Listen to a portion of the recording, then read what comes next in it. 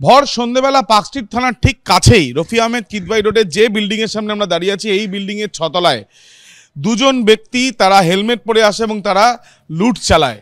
লক্ষাধিক টাকার উপরে লুট চালানো হয়েছে বলে জানা যাচ্ছে। ইতিমধ্যে অভিযোগ দায়ের করা হয়েছে পার্কস্ট্রিট থানাতে। এই যে দুজন এসছে তারা পূর্ব পরিচিত হতে পারে সন্দেহ, এবং এটাও সন্দেহ যে অ্যামাউন্টের কথা বলা হচ্ছে, যেটা লুট করা হয়েছে বা ছিনতাই করা হয়েছে বলে অনুমান করছেন তদন্তকারীরা, সেই টাকার অ্যামাউন্ট কখনো 3 লক্ষ তারা জানতে পারছেন, কখনো সেটা 7 লক্ষর উপরে এমনটাও জানা যাচ্ছে। অর্থাৎ টাকা কতটা খোয়া গিয়েছে তা নিয়েও কিন্তু একটা দ্বন্দ্ব রয়েছে। সমস্ত বিষয় জানার জন্য বিল্ডিংয়ের এই যে এখানে দেখা যাচ্ছে সিসিটিভি ক্যামেরা, যে বিভিন্ন ফুটেজ যেগুলো একেবারে লাইভ ক্যাপচার হচ্ছে, সেগুলো রেকর্ডেড যেটা রয়েছে সেই হার্ড ডিস্ক থেকে সেই নির্দিষ্ট করে সেই সময় ধরে সেই ছবিগুলো সংগ্রহ করার প্রক্রিয়া ইতিমধ্যে চালানো হচ্ছে পুলিশের তরফে।